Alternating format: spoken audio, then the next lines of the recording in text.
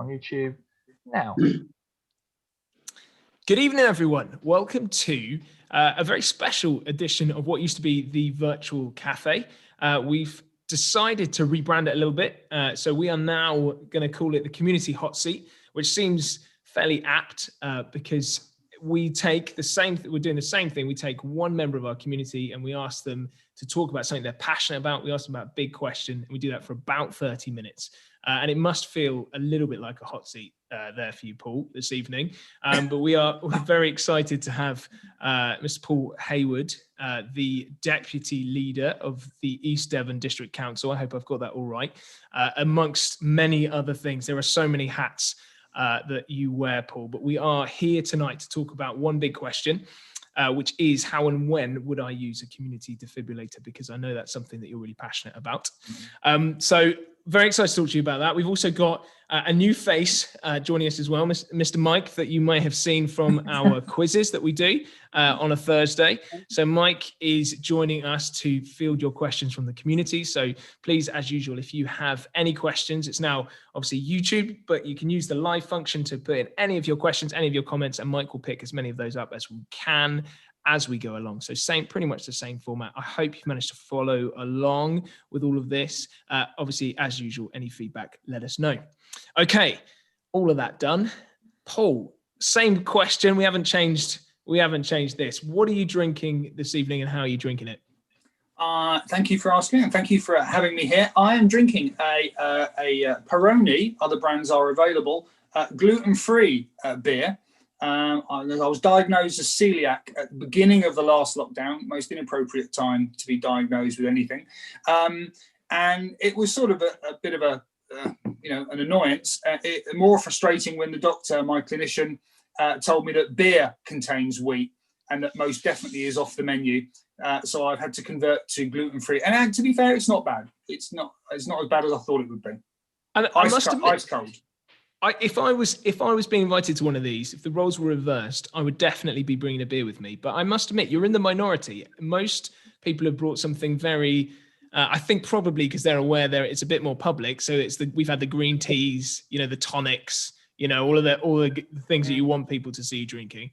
But yeah, bringing a beer. Have you got much of a choice when it comes to gluten-free beers? Are you kind of fairly limited? There's a fair few. I mean, I suppose the reason being is, during the day, it's coffee, just coffee all day from the beginning till the end of the day. As a clerk, obviously, I wouldn't dream of drinking on screen. As a counsellor, you're not permitted by law to drink on screen. That's actually an offence. And you can be cut off the screen or rejected from a meeting for drinking alcohol in a meeting. That's one of the cardinal rules. It does go back a long way, about a couple of hundred years, I think. I won't go into that now. So generally, when I'm sort of relaxing and in my own time, I'll have a beer. I'm partial to a G&T. Cider is the gluten, the celiac's drink of choice. Because there's no gluten in it at all. You can choose whichever cider you want, and I don't mind a cider. G&T. Yeah, G&T's basically down to my sister. She got me converted to that. So thanks, Simon. It's the guilty pleasure of many a man, I think, isn't it, the G&T? I mean, I'd be interested to know whether Mike's Cherryade, I've noticed you'd slurping from your Cherryade this evening, Mike, whether that would be allowed at council meetings. Blackcurrant lemonade. Is it? Is it really? Nothing else? I'm more grown up. You'll be very surprised watching council meetings if that's your bag to see how many people are drinking out of cups, but there doesn't appear to be a lot of vapor or steam coming out of those cups. I'm sure it's a soft drink or water or something, but it's in a cup. It's the same as watching sport on TV. You're not allowed to show a bottle at a Premier League studio. So when you see the pan shots of the directors' boxes, they've all got a mug of tea or coffee or water. Of tea, yes. Of tea, yeah right. Yeah. We do that a lot, yeah. Paul, as I said, you wear so many hats. You do so much in the community. Before kind of getting to our main question for this evening, it'd be great to find out a bit about where that passion for your community comes from. Where could you trace it back to like an initial moment? Why bother trying to help out the community? Okay, so I moved here in 2007 from Slough, which is a town, still a town. I think it's trying to get a city category, but it's a large town, population bigger than Exeter. And it was very difficult to become involved in community affairs there. And I had a different role. I was busier. But upon moving here, we know that Axminster is the home of community spirit. It's a badge we wear with pride. And I think about 2 years in of moving here, and I'd established my little handyman business. And something just caught my eye in the paper about there was something going on at a council meeting. So I attended. And I'd never been to a parish council meeting or a town council meeting. So I went along, and over the series of, a couple of attendances, I, said a few words, and some people liked it, some people didn't. And so in 2011, I thought, well, I'll just stand. I'll stand and become a councillor, because I think you can achieve quite a lot. And that was 2011. Fast forward 10 years, and here we are. So yeah, that's it. And it must be that kind of, I guess, to get involved in local politics, you must be really driven to see things change. Obviously, we're going to talk about defibrillators in a minute, but just in a general sense, what kind of drives you day to day? Because obviously we talked off air about all the Zoom meetings, and there's some hefty moments and the paperwork and all that. What gets you up in the morning? What kind of keeps you going?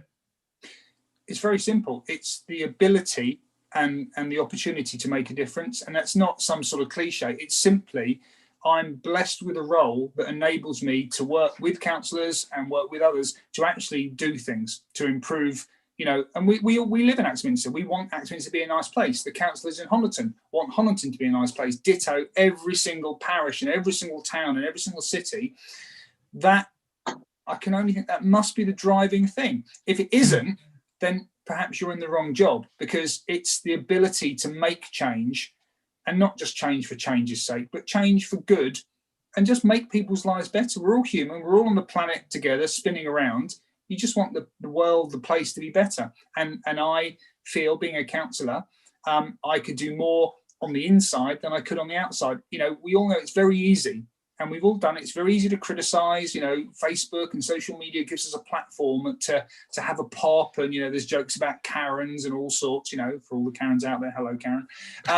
But it's much harder to step up and do than it is to just sit there and bewail and criticise. And we're fortunate. We have a great many doers. And I think, one of the questions you sort of we discussed is, sadly, we lose doers.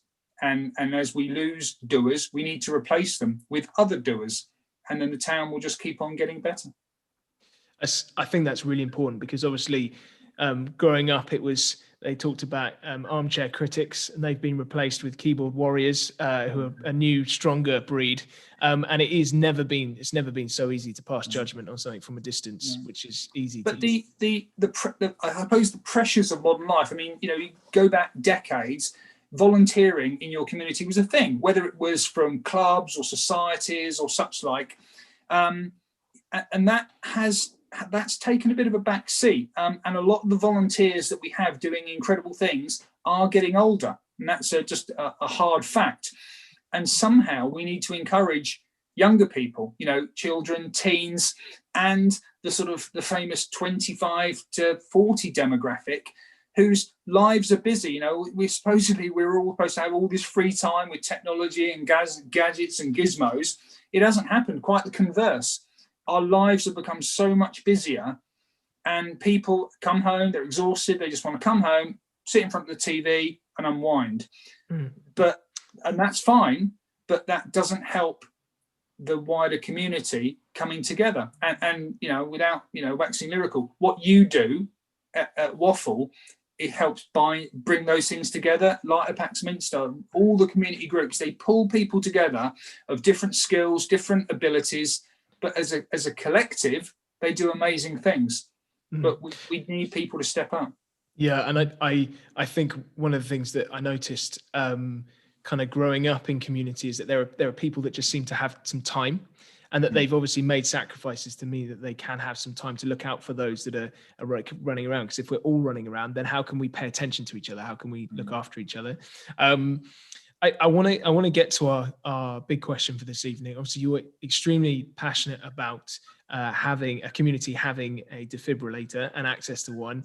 I know I'm going to say that word wrong at least once tonight. I might just call them defibs.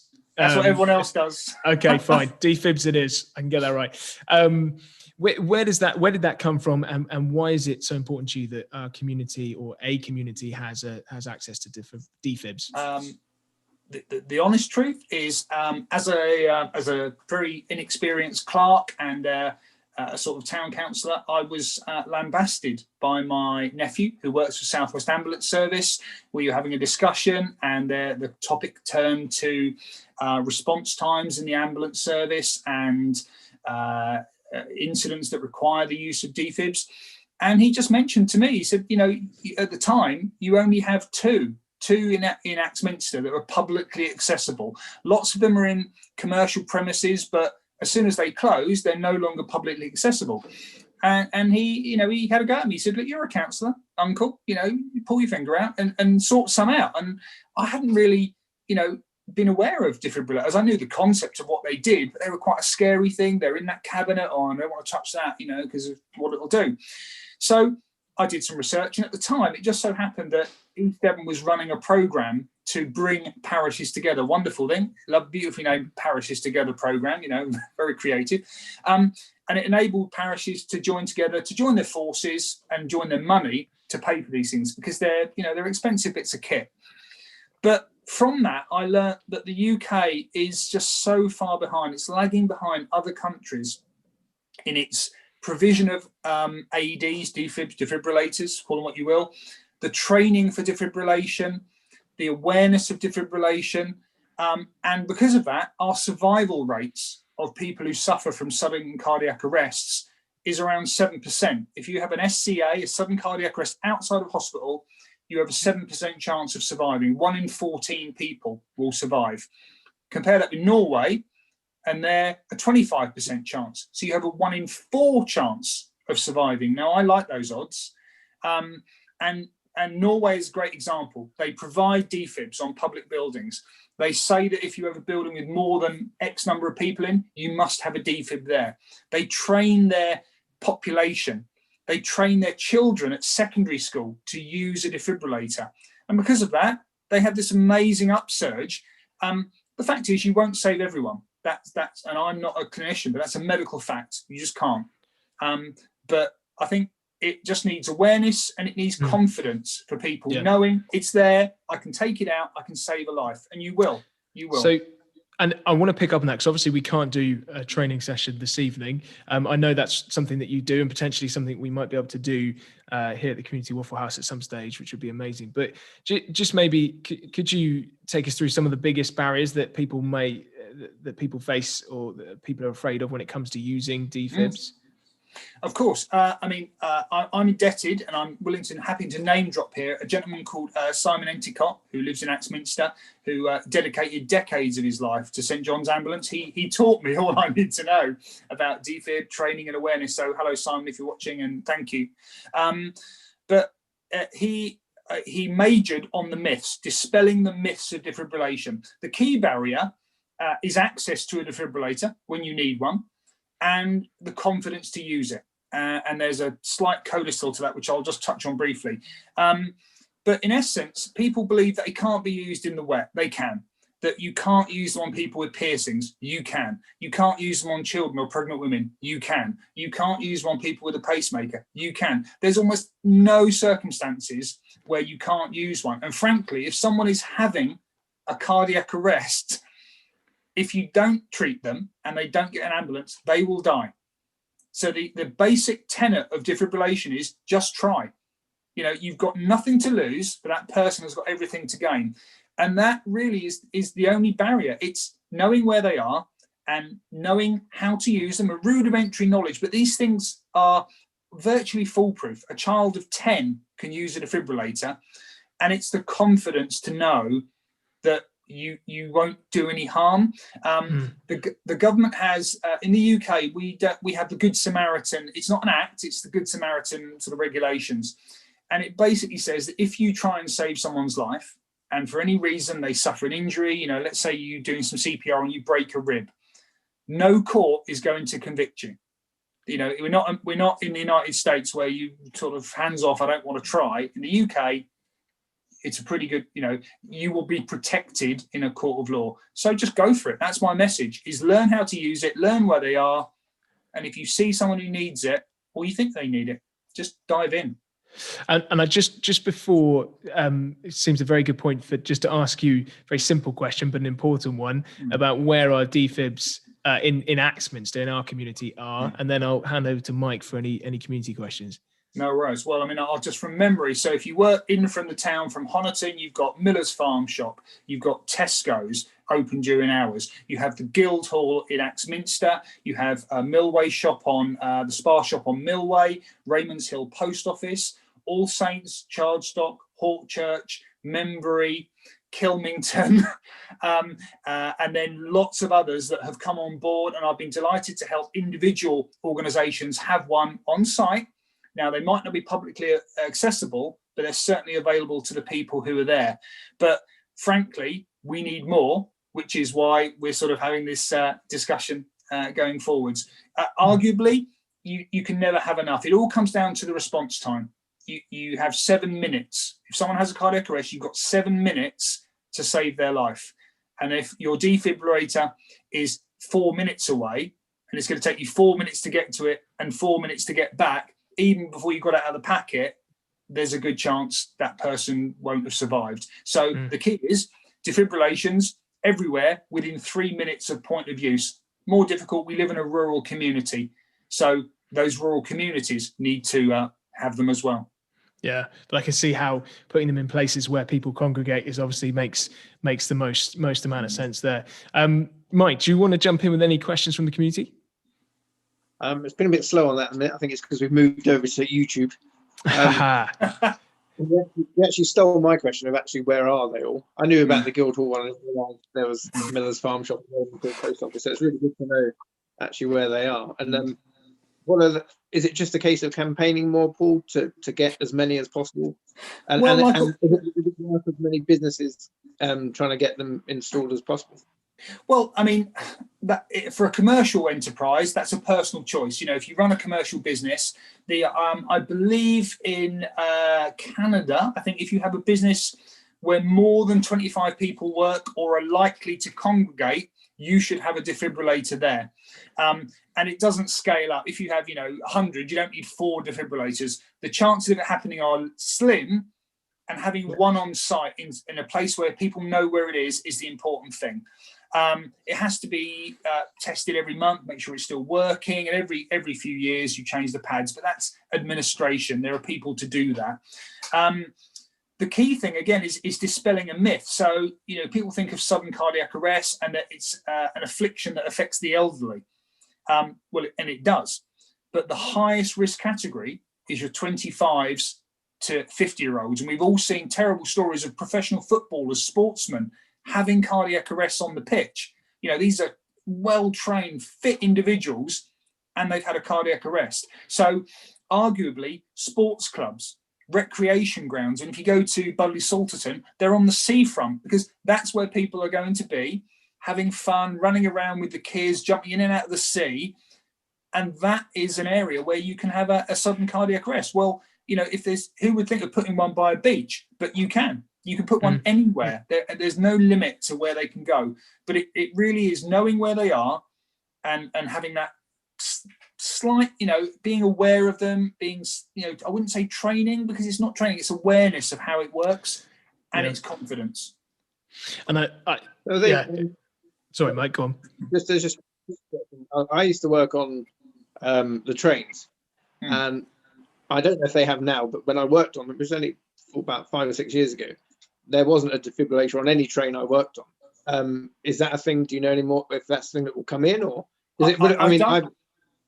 I don't, but I mean, that's a classic example. I mean, how many people on a full, let's say 4-carriage train going from London to Exeter or vice versa? 1,000 people, 500, even if it's 100 people on a little 2-carriage train just doing shuttles, that's 100 potential people. And all you need is one in the central carriage. in a cabinet, break glass or, to open. But it's there. I mean, I was unfortunate enough to see a chap who was, well, I would say late 20s, early 30s, have a cardiac arrest, and obviously the whole train stopped, and as soon as we got to a station, there was medical assistance. But it would have been so much. He did survive, but if there was a defib on, it could have been so much different for him. Indeed. Well, yourself. I mean, I can't remember what the timing is, but there are stops on the line we use in Axminster that are certainly longer than 4 minutes between stops. So if someone has a cardiac arrest as they leave the station, you've got either to go to the next one or stop, and I don't know, can trains reverse? You've got to get back, and all the time that clock's ticking. 200 seconds. 200 seconds is all you have to get the defib and then get it back to the patient. It's an incredibly short period of time, but it comes down to cost. These things are, £1,000 each, and there's whichever variety you buy, hundreds of types, but they're all about the same price. And that's a significant capital cost. So I can't possibly say commit Southwest Trains, Network Rail to that sort of expenditure. It's immense, but if it saves a life, £1,000 is neither here nor there. Yeah, right. Yeah. And I know, Paul, that this is something that the late Annie Young was passionate about also, and I do want to make sure we got time to talk about it this evening, because it's a really good opportunity. It's someone that not only us here at Waffle, but I know that the whole community has really felt the loss of Annie quite keenly. And I just wanted to ask if that's all right, Paul, this evening, because obviously you worked closely with her. What do you think, or how do you think she'll be remembered? Well, dearly. I mean, in essence, Annie loved what you do at the Waffle. She loved serving the public. I mean, Annie, for as long as I knew her, and from talking to her husband, she was always a people person. She's the epitome of a people person. She loved talking to people. She loved being around people, and her whole ethos was around helping people in whichever role she did, whether it was in her work capacity, in her community capacity, her counsellor capacity. That's what she did. She helped people. And with Annie, it was never about the kudos and the thanks. It was just simply the joy of helping. Yeah, heartfelt, lovely feeling you get inside you when you're able to help someone. It's magic. It's a magical feeling. And her loss is profound. It will affect Axminster in so many ways. But if we, through whatever mechanism, are able to honour her in just one small way by providing something that can save a life, for me, that's a perfect tribute to her. One of many that I hope the town can bring to the fore. Yeah, and another important thing that you said earlier, which kind of ties into that, is the kind of the response that we can have as a community to kind of want to step up a little bit maybe and say, okay, well we've lost one of our greats, we've lost a doer. Let's carry on her legacy and be people ourselves, be the kind of people that are in that sense filling in some way her shoes of kind of talking to people, making people feel welcome in this town, making people feel valued. Would you say that's fair, Paul? A way to kind of... Absolutely. I mean, again, digressing slightly. So we've all been aware in the last couple of weeks, with all that's going on in the US, and thankfully they seem to have taken a new direction. I'm not going to get political. People will be glad to hear. But I'm a great lover of language and a great lover of a quote. I've got them sadly, pinned all over me in permanent ink. Nothing sad about that. And with Annie's passing, it reminded me of three quotes, which with your forbearance, I'd just like to just put out, because for me, the three of them, if you merge them together, that sums up Annie Young's character and Annie Young's vision and mission. So Harry Truman said, it's amazing what you can accomplish if no one takes the credit. And that's an incredibly true statement. There's so many, politicians generally, of all ilks, want to do it because of what it makes them look like. If they did it simply because it makes the world a better place, incredible. The second is from JFK.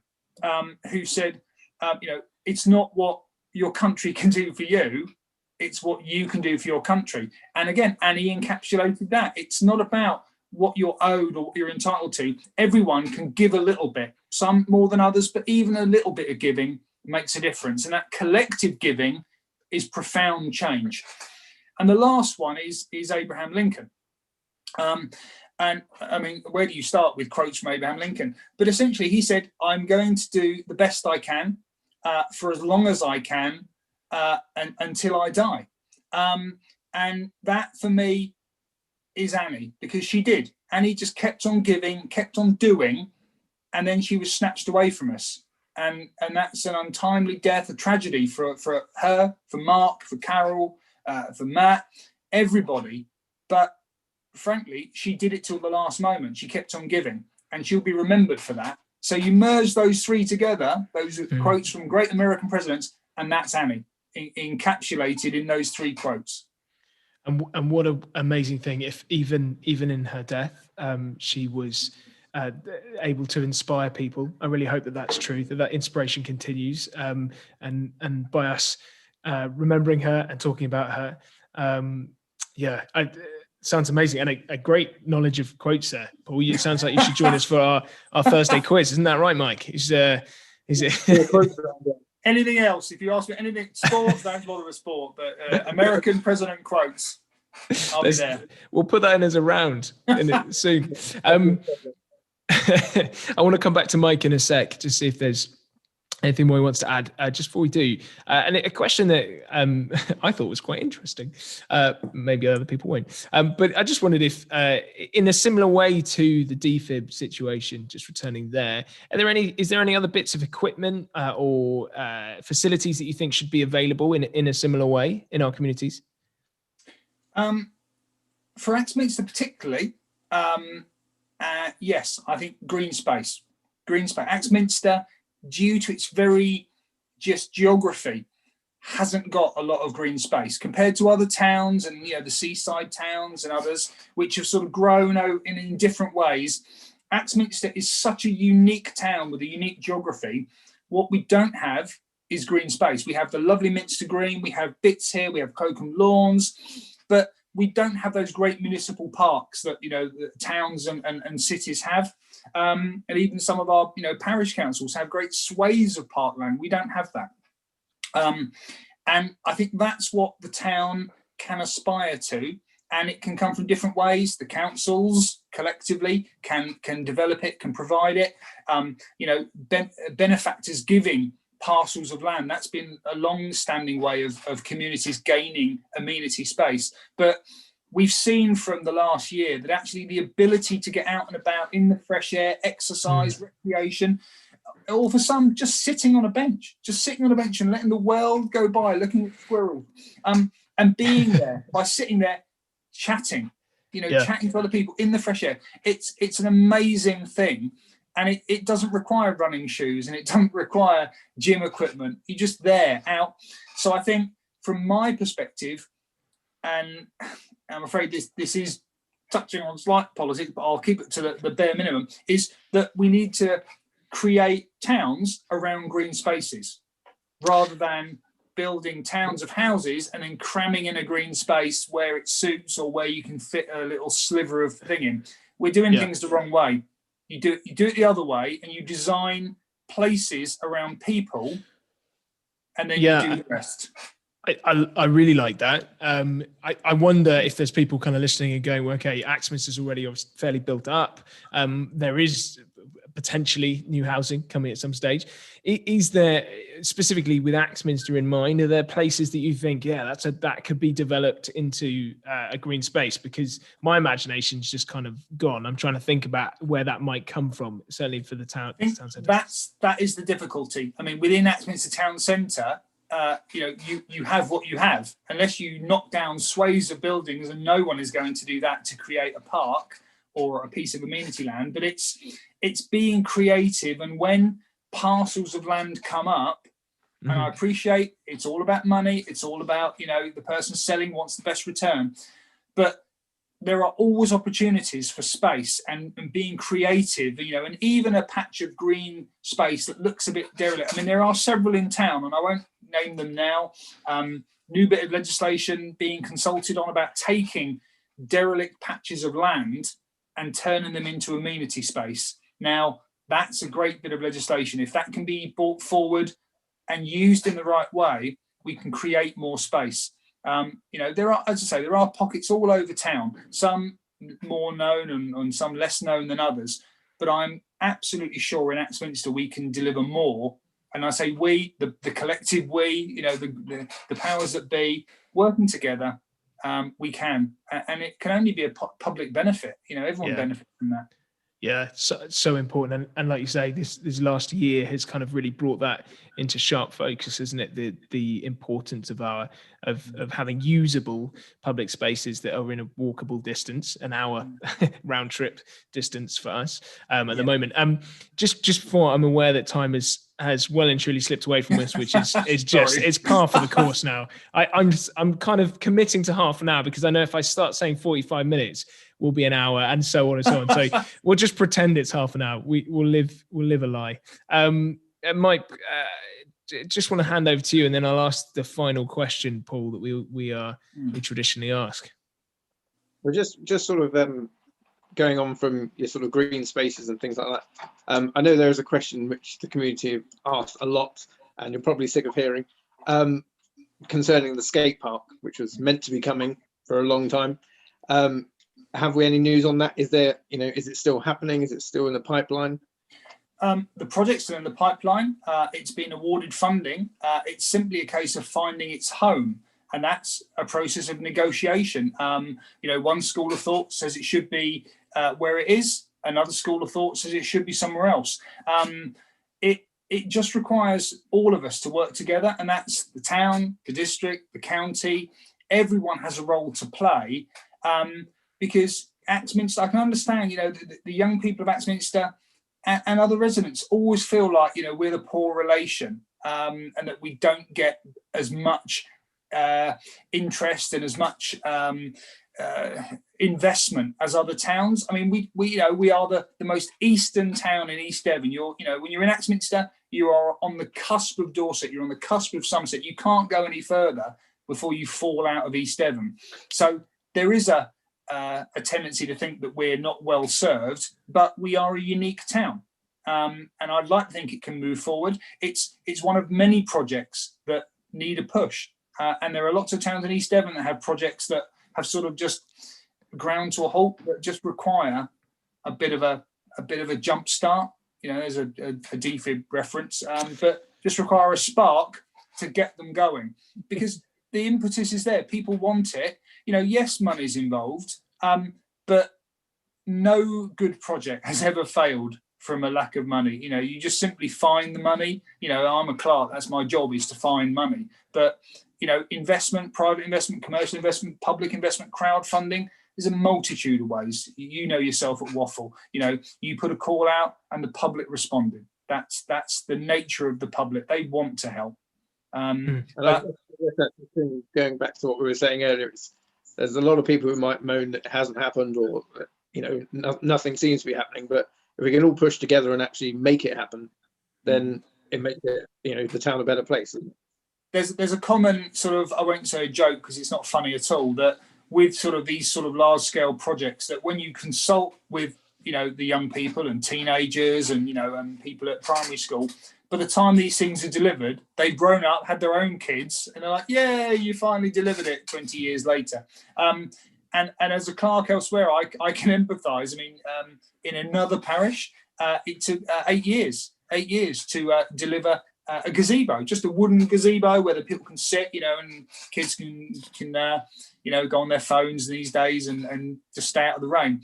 But you think, how can that be? In the private sector, you'd have the idea, I want a gazebo, you get the gazebo catalogue out, you order it, it gets delivered, built, and I'm in it. So yes, I share frustrations, and part of my becoming a clerk, a different role, was to do that, was to drive change, not just to plod along, is to just get things done, because that's what people pay taxes for. People don't mind, I feel, paying taxes if they see tangible results. Yeah. It's so much stuff that makes a lot of sense, I would say, tonight, Paul. Is that makes it sound like previous guests haven't, but it's really good. I mean, we've covered, as I knew we would, we've covered so many topics tonight, and it's such a great insight into what's going on locally, which is really good. It's just really helpful. And before I ask you the last question, I do just want to say a massive heartfelt thanks on behalf of the community, on behalf of the people that we know, for all the work that you do. I know that your many roles are often the kind of roles that you just wouldn't get any thanks or credit for. On the East-Devon website, you can see all your roles. So I did some snooping. I thought I'll see. And it's just so. I mean, I don't know when you sleep, but there is so much you do, and we are very grateful, especially for you giving up your time this evening. So just to draw things to a close, and you may have covered a bit of this already, but if you could do one thing to make our community a better place, what would you do, Paul? Well, I'm afraid this is going to be a cliche, and people are going to roll their eyes. It's like the I'll get ready. The Miss Universe acceptance speech. I want to change the world. But for me, and this applies to all communities, is to get rid of the word no. To get rid of the word no, because everything is possible. Everything can be done with the will, with the commitment, with the drive. And so many things I've seen in my fairly short time of being involved in local government is no, we can't do it. And that's the end of it. No, we can't. Yes, you can. You can do it, and it can be achieved. It might take a little bit of time. It might take a lot of paperwork filling, and it might take a lot of hard work, but anything can be achieved. And that's how you improve communities, and I suppose come back to the point we just touched on, I am a public servant. And the clue is in the name. I serve the public. That's who I serve. I chose this career to serve the public, and therefore the public are my bosses, all of them. And in a way, in certain councils, they pay my salary. So I do work for them. And so therefore, if we serve the public, we listen to the public, and there will be times when, if people say, I want you to build a rocket ship to Mars, it might take a while. But I'm not going to say no, but it might take a while. Get your grandkids to thank me when it's done. But no, it's the fact that I don't like hearing the word no, and that's a character trait. But there's nothing that cannot be achieved if you find a way to achieve it. So that's what I'd like to do for all communities, is get all elected people and community groups never to accept the word no.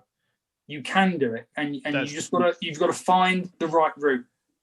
It's really, yeah, it does, doesn't it? And just another. I mean, every time we have someone on, I think it becomes very clear that if people have any questions, if they want to see something change in their community, I mean, not a bad place to start with someone like yourself, Paul, who's so keen on making things happen where it's possible to make them happen. And it sounds like there's much more that's possible than we possibly imagine.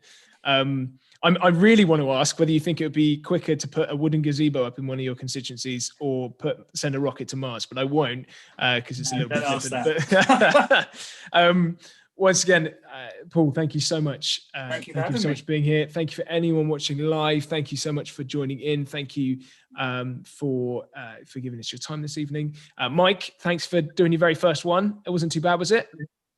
No, it was all right. We started with Paul, so that's all right. Yeah, we started. If I may, Matt, just to abuse the position while I'm still on screen and I've got you in the community hot seat, is once we get through COVID, and it will end, and we'll get back to normality. Then at that point, I and many people in this community would be delighted to provide some awareness training. It costs nothing, it's free. We'll do it for nothing because it's so important. We can raise money for more defibrillators, and every person who learns how to use it and every extra defibrillator increases exponentially the chance of someone surviving. And then, and I'm sorry to wax lyrical, but that means someone's dad, their mum, their sister, their brother, their auntie, their uncle, granddad, grandma goes home and sees the people they love. And that is priceless. You can't put a price on that. So that is a continuing mission. And if anyone wants to join me in that mission to raise money or do them, I'll be delighted to talk to them. Amazing. Excellent. That's so good. What a great place to leave it, Paul. Thank you so much. I'm sure we'll see you out and about in the community. I think you're just kind of down the road from us at the moment anyway. So yeah, thanks so much. And to everyone watching on the Waffle Vision channel, on Thursday will be our quiz. So come along for that. Paul, a round coming up for American President quotes in the future. And we'll be back here in a couple of weeks. So we're going to run these every other Tuesday. So a couple of weeks where we'll be doing another community hot seat. Mike, you look like you want to say something? Don't forget to subscribe to our Waffle Vision channel. That's what we're paying the big bucks for. The more we can do for you. Absolutely. Brilliant. All right. Thank you very much, everyone. We'll see you soon. Thanks, Paul. Have a lovely evening.